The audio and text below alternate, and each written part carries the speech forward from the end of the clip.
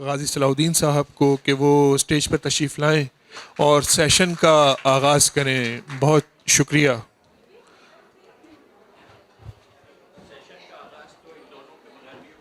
میں دعوت دینا چاہوں گا زینت حسام صاحبہ اور شاہدہ حسن صاحبہ کو بھی کہ وہ بھی تشریف لے آئیں.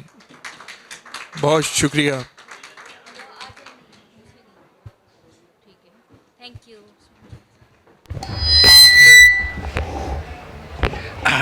بہت شکریہ. ہم اس کتاب کی لانچنگ کر رہے ہیں تمناؤں کے دیار سے شمالی امریکہ کی خواتین شعراء کی نظمیں، اور ان کا انتخاب کیا ہے اور اردو میں ترجمہ کیا ہے زینت حسام نے، جو جی یہ زندہ ہے نا؟ اچھا ہاں. تو یہ ہے. آپ سب لوگوں کی آمد کا شکریہ. زینت حسام کے ساتھ ہمارے ساتھ گفتگو میں شامل ہیں پروین حسن صاحبہ بہت اچھی ہے. شاہدہ حسن میں بہت ان کو زمانے سے جانتا ہوں. بہت اچھی شاعرہ ہیں اور شمالی امریکہ بھی ہیں کیونکہ یہ کینیڈا سے آئی ہیں.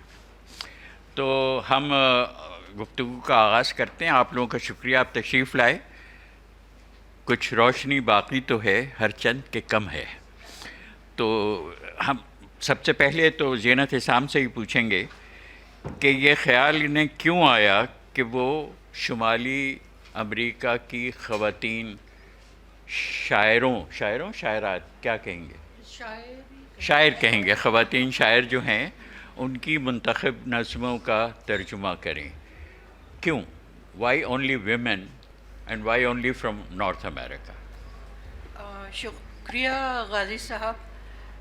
دراصل یہ میں اس سے پہلے نثر کے میں نے کافی تراجم کیے ہیں اور 1980s سے میں کر رہی ہوں، اور 3 سال پہلے میں نے ایک، اور جتنے بھی ترجمے ہیں میں نے وہ انگریزی سے اردو میں کیے ہیں، جبکہ عالمی ادب تو مختلف زبانوں میں لکھا جاتا ہے.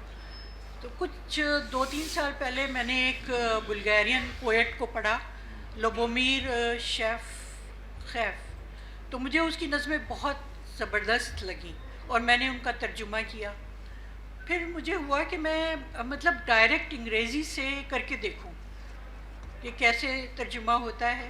اور کیونکہ کچھ چند امریکن خواتین شعراء ایسی تھیں جن کو میں پڑھتی تھی، جیسے ایملی ڈکنسن ہے، سلویا پلیتھ ہے. تو پھر میں نے آغاز کیا، ان کی کچھ نظمیں میں نے سلیکٹ کری. اور پھر جب میں نے مزید شاعروں کو تلاش کیا تو سائبر اسپیس میں تو مجھے بہت ینگ پوئٹس ملے اس میں جن کی شاعری بہت ہی خوبصورت تھی. مجھے لگا کہ ان کی تھیمز اتنی ڈائیورس ہیں، اس میں یونیورسیلٹی ہے اور وہ بہت حد تک ریزونیٹ کر رہی تھیں ہم سے، ہماری کلچر سے. تو اس طرح سے یہ بس نظمیں ہوتی ہیں.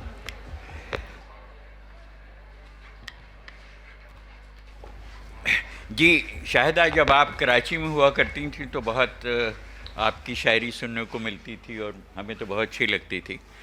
آپ نے یہ کتاب دیکھی اور ان کے ترجمے دیکھے. ان ترجموں سے پہلے کیا آپ ان شاعروں کی شاعری سے واقف تھیں؟ کچھ سے تو ضرور ہوں گی، لیکن کیا یہ جو پورا رینج انہوں نے سلیکٹ کیا ہے یہ آپ کے لیے نیا تعارف ہے؟ ان میں یہاں آ رہی تھی. ان میں کچھ نام ایسے ہیں جیسے سلویا پلیتھ کا نام ہے. ہاں وہ تو ہاں مطلب پوری سیریز ہے، مطلب اس میں کئی نظمیں ایسی ہیں جن کو شاعر کے نام کے بغیر بھی پڑھا تھا تو تلاش ہوئی تھی کہ یہ کس کی نظم ہے. اور خاص طور پر جو میں کینیڈا میں چونکہ رہتی ہوں جی تو اکثر و بیشتر خود مجھ کو چونکہ کچھ مٹیریل اویلیبل ہوتا ہے اس میں سے میں اپنی پسند کے موضوعات پہ پڑھتی ہوں. مثلا میں امیگریشن کے موضوعات پر ڈسلوکیشن کے موضوعات پر. یہ جو ہجرت ہے یہ کوئی معمولی تجربہ نہیں ہوتا. تو جب آپ خود اتنی لیٹر اسٹیجز میں اپنے کنٹری سے کسی اور ملک میں جا کے رہتے ہیں تو جو آپ کی ایک کلچرل آپ کو ایک شوق لگتا ہے, اس سے ریلیٹڈ جو تھیمز ہوتے ہیں ان کے اوپر بھی اکثر ہم لوگ شیئر بھی کرتے ہیں. پھر ہمارا ایک حلقہ ہے وہاں پہ جس میں کئی ہماری آرگنائزیشنس وہاں پر ایسے ہیں. ٹورانٹو میں تو کافی ایکٹیو لوگ ہیں جو کہ اس موضوع پہ کام بھی کرتے ہیں. اب ہماری دوست ہیں نسیم سید, بلکہ انہوں نے تو کتاب بھی باقاعدہ وہاں کے جو اصل مقامی باشندے تھے کینیڈا کے ان کے حوالے سے ان کے گیت اور ان کو ترجمہ کیا, اور وہ ہم اکثر نشستوں میں شیئر کر رہے ہوتے ہیں. تو بے شمار زاویے ہیں ان چیزوں کو دیکھنے کے. تو اس اعتبار سے کئی نام اس میں مجھے ایسے ملے جو میں اصل میں ان موضوعات میں زیادہ انٹرسٹڈ تھی جو انہوں نے برتے ہیں, کیونکہ دیکھیے ترجمہ کرنا بالکل آسان کام نہیں ہے, یہ بہت ہی کٹھن کام ہے. اس لیے کہ 2 زبانوں کا جو مواد ہوتا ہے اس کے اندر بھی جو زبان کے بھی جتنے برتنے کے سلیقے ہیں وہ اتنے فرق ہیں کلچرل مطلب ڈائیورسٹی کی وجہ سے کہ بہت سے لفظ جو وہاں کسی اور سینس میں بیان کیے جاتے ہیں وہ ہمارے ہاں اس کا مطلب کچھ اور ہوتا ہے. تو یہ سب چیزیں تھیں. اور پھر میں نے دیکھا کہ انہوں نے دیباچے میں یہ بات جو ہے وہ کلیئر کی تھی کہ میں نے یہ جو اچھی لگی مجھے نظمیں پڑھتے ہوئے اور میں نے یہ محسوس کیا کہ میں ان کو اردو میں آسانی سے منتقل کر سکتی ہوں, اور ان نظموں کا انہوں نے چناؤ کیا. تو بیسک تو اس میں جو نظمیں شامل ہیں ان میں ان کی ذاتی پسند شامل ہے, لیکن چونکہ اس میں اصل جو نظم ہے اس کا مجھے علم نہیں ہے کہ کیونکہ وہ اوریجنل نظم موجود نہیں ہے تو یہ تو نہیں بتا سکتے کہ وہ اپنے اصل سے کتنے قریب ترجمہ کرنے میں کامیاب ہوئی ہیں. لیکن بہرحال اس کا ایک سب سے بڑا جو امپیکٹ ہے وہ یہ کہ جب آپ ان نظموں کا ترجمے ہی کے تھرو پڑھیں تو بھی آپ کو اپنے عہد کی بہت سی جو عصری صداقتیں ہیں اور جو کچھ آپ کے ارد گرد اس وقت ہو رہا ہے پوری دنیا میں, شاعر اس کو کس طرح محسوس کر رہے ہیں, دیکھ رہے ہیں, اس کا اندازہ ہوتا ہے. اس کتاب کی سب سے بڑی افادیت یہ ہے. یہ کہ اگر انگریزی نظم اور ترجمہ ساتھ ساتھ ہوتے تو مناسب تھا, یہ بہتر تھا. نہیں یہ ممکن نہیں ہے اس طرح, کیونکہ اس سے پہلے بھی ہاں لیکن حمید کی اور کتابیں ہیں کہ جس میں ہاں لیکن دیکھیے اس میں بات یہ ہے کہ اگر کسی کو دلچسپی ہوتی ہے تو پھر وہ اوریجنل چیز خود تلاش کرتا ہے. تو اس میں ایک پہلو یہ بھی نکلتا ہے کہ کوئی کتاب آپ کو تحقیق کی طرف لے جائے, اس سے آپ کے اندر یہ ایک خواہش پیدا کرے کہ آپ اس سے ریلیٹڈ مٹیریل جو ہے پڑھیں. لیکن اتنا پاسبل نہیں ہوتا کہ دونوں چیزیں اکٹھی شائع کی جائیں, کیونکہ ہم نے اکادمی ادبیات پاکستان کی بھی اس طرح کے ایڈیشنز دیکھے ہیں کہ انہوں نے عالمی ادب کی بہت سی تحریریں خصوصی شائع کی ہیں, اور لیکن اس میں اوریجنل نہیں ہے شامل. جی اچھا, زینت یہ بتائیے کہ کچھ اس میں نظمیں ایسی جو بہت ہی فیملیئر ہیں, بہت ہی مشہور رہی ہیں. جب میں نے یہ دیکھا تو میں نے ڈھونڈا کہ بھئی وہ آئی نو وائی دا کیج برڈ سنگس کہاں ہے, یا ون آرٹ جو ہے الزبتھ بشپ کی, وہ تو بہت مجھے پسند ہے کہ آپ کیسے اس کا ترجمہ کریں گے. تو یہ جو دشواری ہوئی یہ کیسے آپ نے آئی نو وائی دا کیج برڈ سنگس کو آپ نے کیسے ترجمہ کیا؟ میں سمجھتی ہوں کہ اگر مجھے کوئی چیز اچھی لگتی ہے نا, میرا دل چاہتا ہے کہ میں اسے ترجمہ کروں. تو مطلب چیلنجز تو ہوتے ہیں ظاہر ہے ایک زبان سے دوسری زبان میں, کیونکہ ان کا سنٹیکس, گرامیٹیکل اسٹرکچر اردو اور انگلش کا بالکل الگ ہے. لیکن میں سمجھتی ہوں کہ اردو زبان میں اتنی وسعت ہے کہ ہر طرح کے بیانیے, نثر ہو یا نظم ہو, کوئی بھی فارم ہو, اس کو آپ اردو میں ڈھال سکتے ہیں. تو مطلب میں نے بس یہ کتاب تو ہے نا آپ کے پاس؟ جی جی جی. ایک یا دو ایسی نظمیں جو آپ کے لیے چیلنج بھی رہی ہوں، جن کو آپ اہم بھی سمجھتی ہوں، وہ اگر ہمارے جو ساتھی ہیں یہاں وہ سن سکیں آپ. سب سے پہلے تو میں یہ کہوں گی کہ مجھے سب سے زیادہ ایملی ڈکنسن کی نظموں کا ترجمہ اچھا، بہت ہی مشکل لگا، بہت مشکل لگا، اور وہ اس میں کافی مجھے وقت لگا. کئی دفعہ میں نے اس کو دیکھا کہ کس طرح سے، کیونکہ وہ تو ایک عجیب فارم ہے. ہاں بالکل. تو انہی کی ایک میں پڑھتی ہوں. آس ایک شے پروں والی، hope is the thing with feather. Hope is a thing with feather. جی مجھے بہت کیا بتائیے. ہاں. آس ایک شے پروں والی جو روح میں بسیرا کرتی ہے، اور سر میں ہوتی ہے نغمہ سرا الفاظ بنا، اور رکتی نہیں کبھی بھی، اور مدھر ترین ہوتا ہے اس کا نغمہ تیز ہواؤں میں، اور طوفان بھی برہم ہوا ہوگا جس سے گھبرا سکتی تھی ننھی پکیرو، جو کتنوں کو گرماہٹ دیتی ہے. میں نے سنا ہے اس کا نغمہ یک بستہ زمینوں پر اور انجانے سمندر میں، ہنوز کبھی نہیں درد کی انتہا میں بھی اس نے مانگا ہو ایک ریزہ میرا.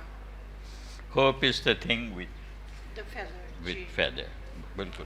اچھا، وہ ون آرٹ کے بارے میں بتائیے، کیونکہ وہ نظم بہت ہی بہت اچھا. ہاں.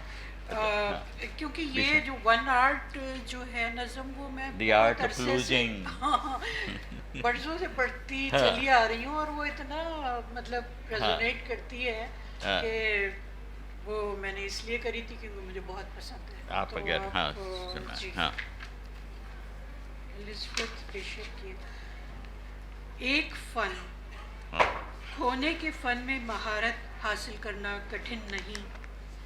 کتنی اشیاء مصمم ہے کھوئے جانے پر، ان کا چلے جانا سانحہ تو نہیں.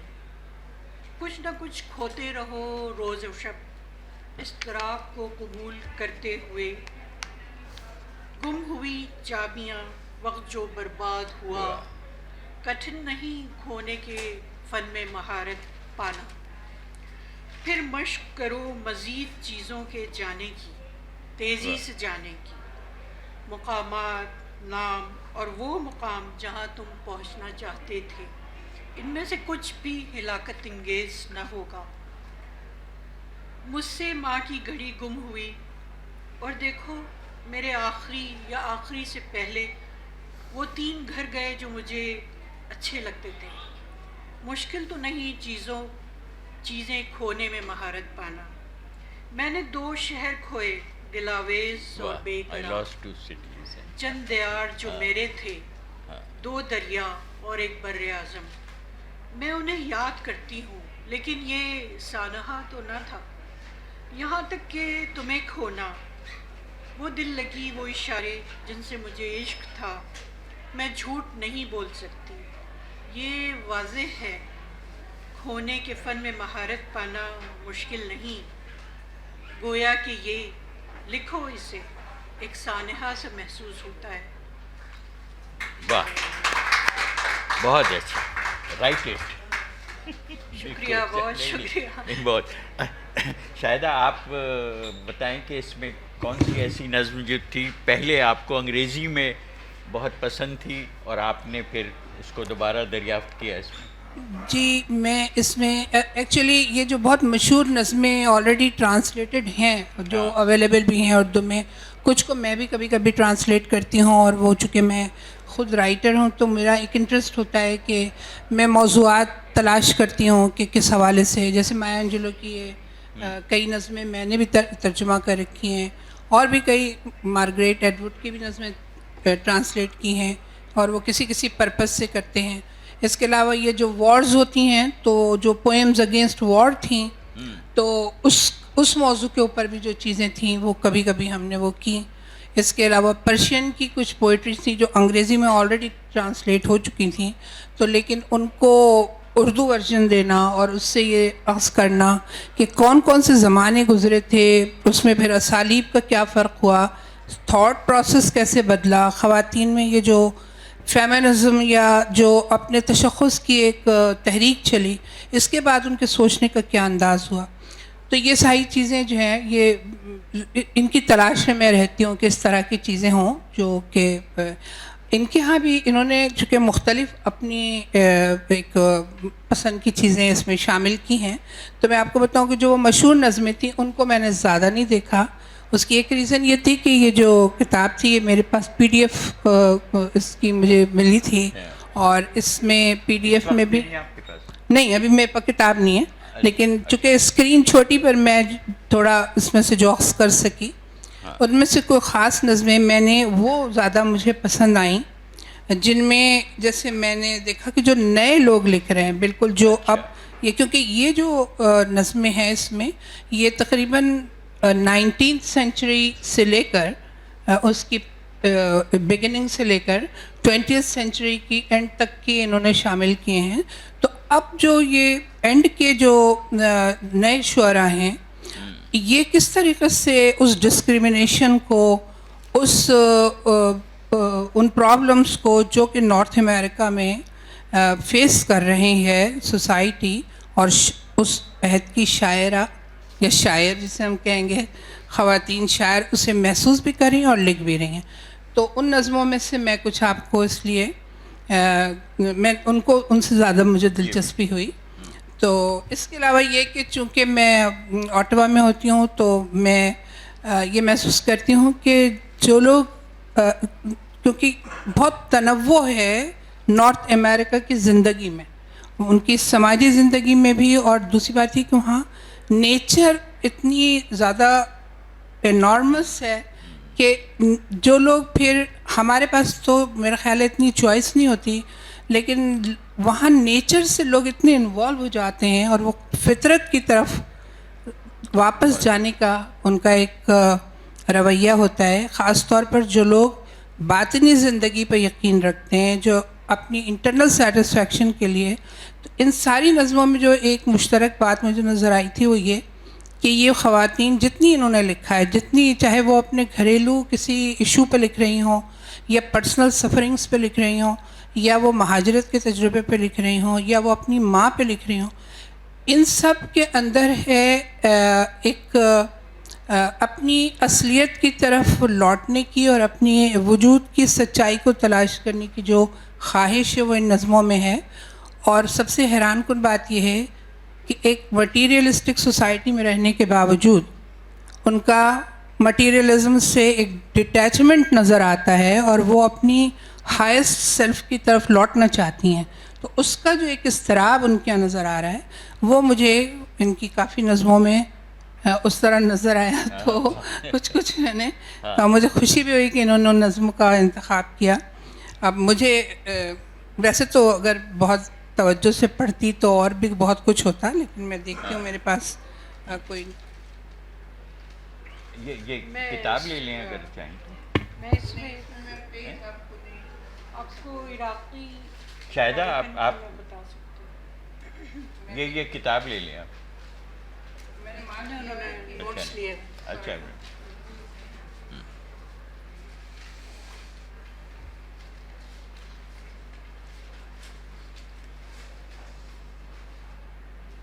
چلے میں یہ اس میں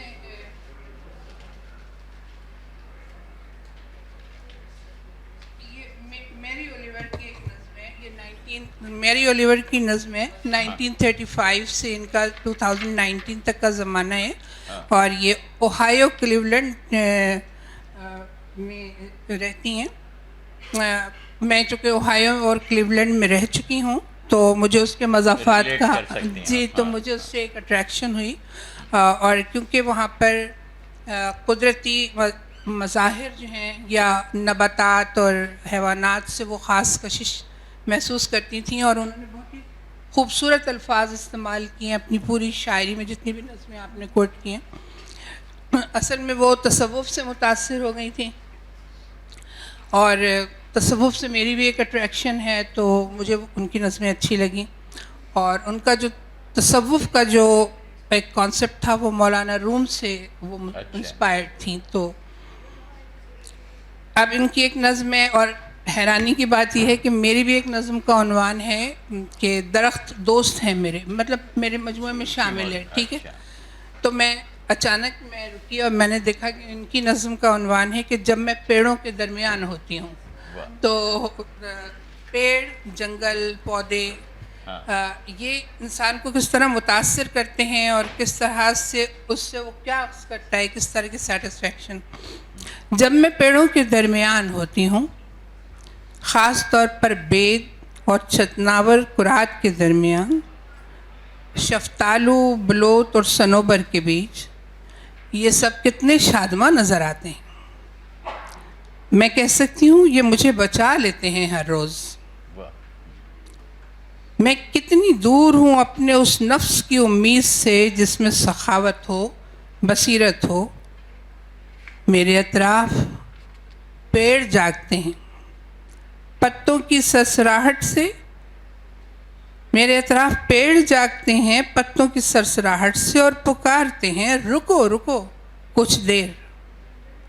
ان کی شاخوں سے روشنی جھلملاتی ہے. وہ کہتے ہیں تم بھی آئی ہو اس جہان میں یہی کرنے، سکون سے رہنے، اپنے وجود کو روشنی سے بھرنے اور چمکنے کے لیے.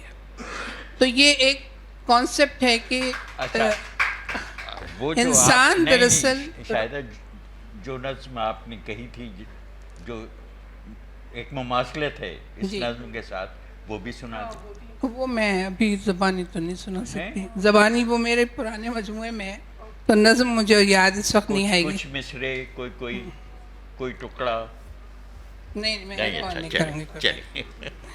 پھر ایک اور مجھے جو اچھی لگی اس میں نظمیں، وہ جوائے ہارجو کی نظم ہے. اور چونکہ ان کے ہاں جو چیز مجھے نظر آئی تھی وہ یہ کہ یہ امریکہ کے جو اصل باشندے ہیں ان کے ایک قبیلے سے ان کا تعلق تھا. تو انہوں نے پڑھا بھی ہے میکسیکو یونیورسٹی وغیرہ سے، اور ان کا ایک شعری مجموعہ دا لاسٹ سانگ کے نام سے شائع ہوا. اور یہ امریکہ کی پہلی قوم کی داستان گوئی کی روایتوں کو موضوع بناتی ہیں، اور پہلی قوم کی جو تاریخ ہے اس کو، اور پھر یہ کہ عورتوں کی خود مختاری پر اور جو سوشل جسٹس ہے اس کو موضوع بنا کر نظمیں لکھتی ہیں. تو سب سے خوبصورت بات یہ ہے کہ ان نظموں کو پڑھتے ہوئے ہمیں یہ احساس ہوتا ہے کہ ہمارے پاس اگر ہم ڈھونڈیں تو زندگی میں موضوعات کا بہت زیادہ تنوع ہے، اور یہ مشاہدہ کرنے اور سوچنے اور تدبر کرنے والوں کے لیے شاعری جو ہے وہ ایک بہت بڑی بلیسنگ ہوتی ہے. لیکن ہمارے پاس شاعری کا جو پیٹرن ہے اس میں ہمیں اس سے بہت مدد ملتی ہے کہ یہ ہماری کہ ہم کیسے ریفلیکٹ کریں، کن کن زاویوں سے ہم چیزوں کو دیکھ سکتے ہیں. تو اس کی بڑی گنجائش ہے. اگر ان نظموں کا مجموعی تاثر قبول کیا جائے تو ہمیں خود ایک آپ کو ایک گائیڈنس ملتی ہے کہ اگر آپ حقیقتاً زندگی کی میننگ اور اس کی میننگ فلنس کو سمجھنا چاہتے ہیں، اس کے بڑے تجربے کو، تو پھر اگر آپ نظموں کو پڑھیں تو آپ کو بہت لطف آئے گا اس کا. اور اس میں خرد افروزی کی جو ایک روایت ہے وہ ہمارے ہاں بہت ہی اچھی گفتگو کی آپ نے، بہت صحیح طرح آپ نے بتایا کہ شاعری ہماری زندگی میں کتنی اہم ہے اور کس طرح ہم شاعروں سے جینا سیکھتے ہیں. لیکن ابھی انہوں نے بتایا کہ وقت بہت کم رہ گیا ہے، اور یہاں کچھ ایسی شخصیات ہیں کہ جن سے میں اس سلسلے میں شاعری کا ترجمہ، اس کے کیا مسائل ہیں اور اردو میں کیا روایت ہے دنیا کی دوسری زبانوں کی شاعری کے ترجموں کی. تو افضال سید صاحب اگر اس پہ کچھ کہہ سکیں، ایک مائک دیجیے گا ذرا انہیں.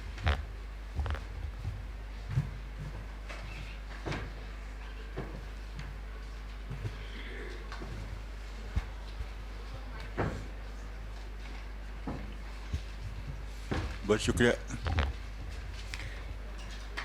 سب سے پہلی بات تو یہ ہے کہ شاعری کا ترجمہ ہاں. کوئی آپ کو کمیشن نہیں کر سکتا. اچھا. جب تک کہ آپ کو وہ شاعری پسند نہ ہو, آپ کی فکر سے وہ ہم آہنگ نہ ہو, وہ ترجمہ نہیں ہو سکتا. مطلب آپ کچھ کر لیں گے لیکن وہ نظم کی جیسا نہیں ہوگا. جی. تو بنیادی بات تو یہ ہے کہ اس شاعر سے آپ کی فکری کوئی کسی نہ کسی طرح کی وابستگی ہو. دوسری بات, جس طرح پورے یعنی ادب میں ہوتا ہے لفظوں کا استعمال, تو ایک ہی جگہ بہت سارے لفظ ہیں, ہم معنی ہیں, لیکن آپ کو دیکھنا پڑتا ہے کہ یہ جو ہم ترجمہ کر رہے ہیں اس مصرعے میں, اس لائن میں, یہاں کون سا لفظ بہتر ہوگا. تو اس سے وہ ایک اس میں خوبصورتی پیدا ہوتی ہے. پھر جو جس طرح میں ترجمہ کرتا ہوں, جس کو آپ کہتے ہیں کہ بہت وفاداری سے کرتا ہوں, میں اس میں ایک لفظ بھی نہیں بڑھاتا, ایک لفظ بھی نہیں گھٹاتا. میں اس میں تشریح کرنے کی کوشش نہیں کرتا کہ وہ اگر ایسی کوئی چیز آ بھی گئی, کوئی حوالہ, تو وہ پھر فٹ نوٹ میں نیچے جا کے اس کی وضاحت کرتا ہوں. تو یہ کافی میں نے ترجمے کیے ہیں شاعری کو, میرے خیال ایک ٹھیک ٹھاک ہی ہوئے. کیا ترجمے کے ذریعے کچھ ایسے شاعر ہیں کہ جو اردو پڑھنے والوں میں مقبول ہوئے ہوں یا انہوں نے اثر قبول کیا ہو ان کا؟ دیکھیے, ترجمے نے تو بہت یعنی غیر ملکی شاعروں کو ہمارے یہاں اسٹیبلش کیا. اب میں نام دیتا ہوں خلیل جبران. آدھا پاکستان تو اس کو پاکستانی سمجھتا ہے, اردو کا شاعر سمجھتا ہے. بالکل صحیح. محمود درویش ہیں جو ہر شخص ان کو جانتا ہے, ان کی شاعری پڑھتا ہے. تو یہ تو ہماری فلسطین اور لبنان وغیرہ سے ایک رشتہ ہے.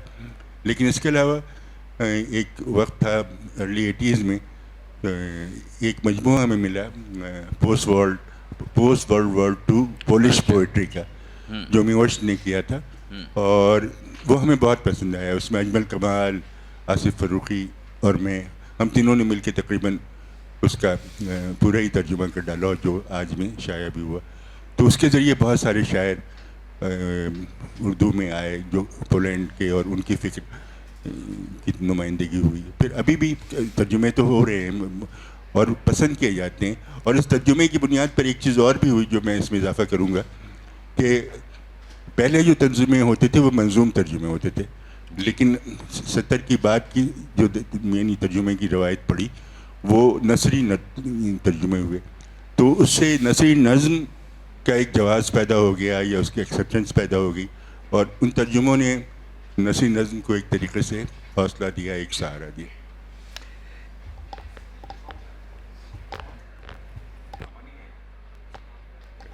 ہاں, ایک اور سوال میرے ذہن میں آتا ہے, وہ یہ ہے کہ جو پاکستان میں شاعری, اردو میں جو شاعری ہو رہی ہے, اور جو ہمارے کانٹمپریری جو شاعر ہیں, کیا ان کی شاعری پر دوسری زبانوں کی شاعری کا کوئی اثر ہے؟ کیا وہ اثر دکھائی دیتا ہے کہیں سے موضوعات میں, انداز میں؟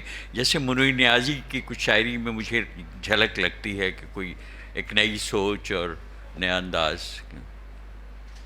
دیکھیں, یہ تو پھر جو شاعری ہے ہر شاعر کا اپنا الگ تجربہ ہے. جی.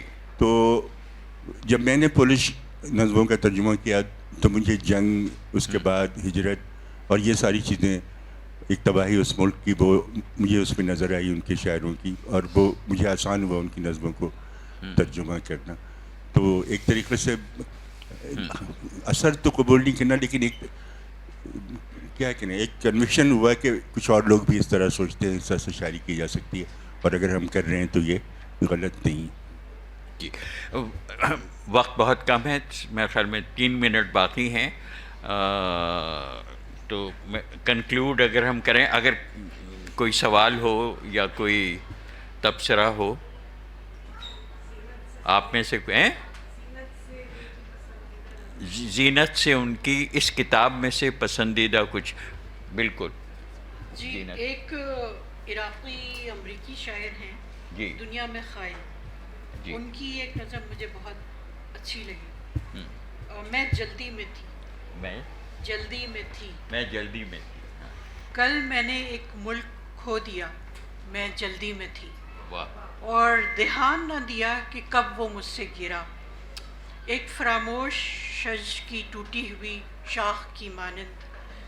براہ کرم اگر کوئی وہاں سے گزرے اور اتفاقاً اسے نظر آئے، شاید ایک سوٹ کیس میں کھلا ہوا آسمان کے نیچے، یا کسی چٹان میں گدا ہوا ایک کھلے ہوئے زخم کی مانند، یا لپٹا ہوا مہاجرین کے کمبلوں میں، یا منسوخ شدہ ہاری ہوئی لاٹری کے ٹکٹ کی مانند، یا بے کسی سے بھلایا ہوا مقام کفارہ میں، یا سورج سے آگے بڑھتا ہوا مقصد کے بغیر بچوں کے سوالات کی طرح، یا اوپر اٹھتا ہوا جنگ کے دھوئیں کے ساتھ، یا آہنی ٹوپی کے اندر ریت میں لڑھکتا ہوا، یا علی بابا کے مرتبان میں چرایا ہوا، یا ایک پولیس والے کی وردی کا بحروپ لیے جس نے قیدیوں کو بھڑکایا اور بھاگ نکلا، یا ایک عورت کے ذہن میں بیٹھا ہوا جو مسکرانے کی کوشش کرتی ہے، یا امریکہ میں نووارد مجاہرین کے خوابوں کی مانند بکھرا ہوا۔ کوئی بھی اگر اس سے ٹکرائے مجھے واپس کر دے عذراء کرم، پلیز اسے واپس کر دیں جناب محترم، پلیز اسے واپس کر دیں محترم خاتون، یہ میرا ملک ہے، میں جلدی میں تھی کل جب میں نے اسے کھویا۔ بہت واہ، بہت ہی اچھا، بہت ہی اچھا۔ وقت کم ہے، شاعری بہت ہے، لیکن ایک اور نظم کی گنجائش ہے۔ Are you sure? بالکل، جی بالکل۔ Okay.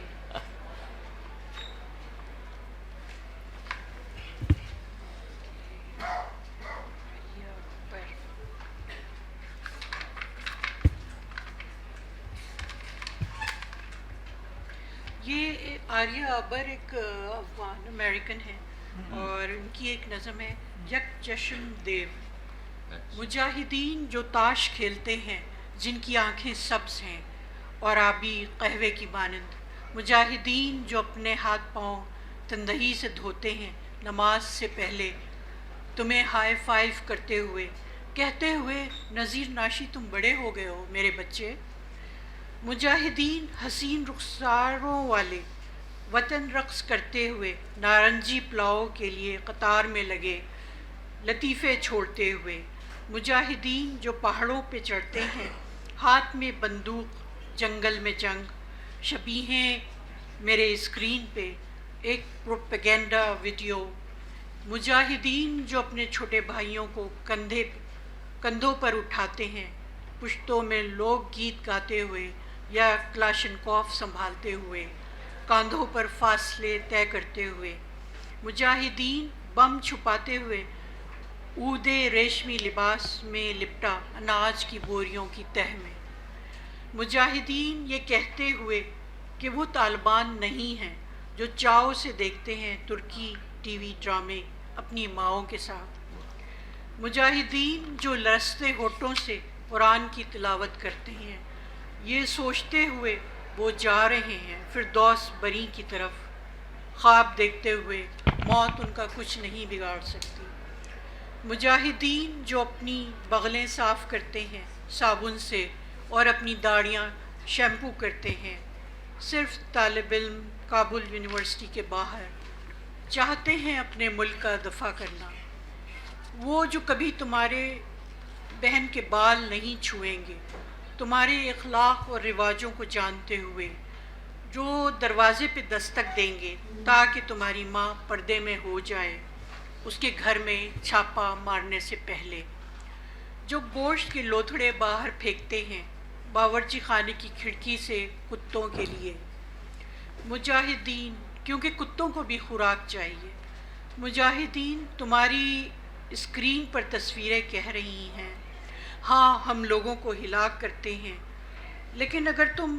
موازنہ کرو اس کا، مجاہدین وہ جس نے تمہارے باپ کے چہرے پہ تھوکا کیونکہ اس نے کہا تھا خدا تمہیں نہیں بچائے گا، کیونکہ وہ مٹی کے ٹھیکرے پہ عبادت کرتا تھا، مجاہدین ایک دفتر میں ریگن اور کیسنجر کے ساتھ ہاتھ ملاتے ہوئے مسکراتے ہوئے کیمرے کی ابدی چکا چوند پر، مجاہدین قطار افطار کے لیے مدجول کھجور کے 2 ٹکڑے کرتے ہوئے، بازار میں نائکی اور اخروٹ خریدتے ہوئے، اللہ اکبر کہتے ہوئے جیسے تم بولتے ہو، مجاہدین جینگروں کی آواز سنتے ہوئے رات کی گہرائی میں، اناروں پہ نظمیں لکھتے ہوئے اور رسول کے تارے پہ، مجاہدین گھس کے بیٹھے ہوئے 5 کے گروہ میں، غسل خانے میں دھوئیں کے چھلے اڑاتے ہوئے، جانے سے پہلے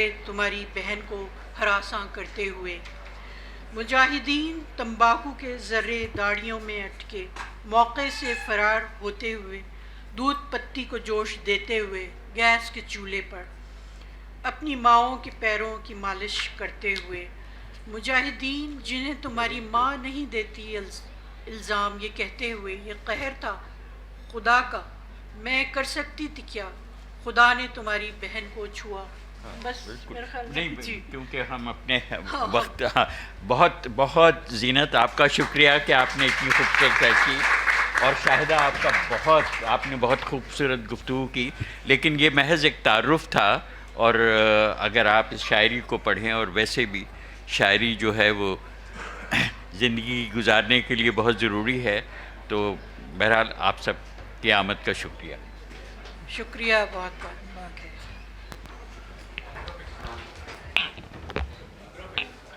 Din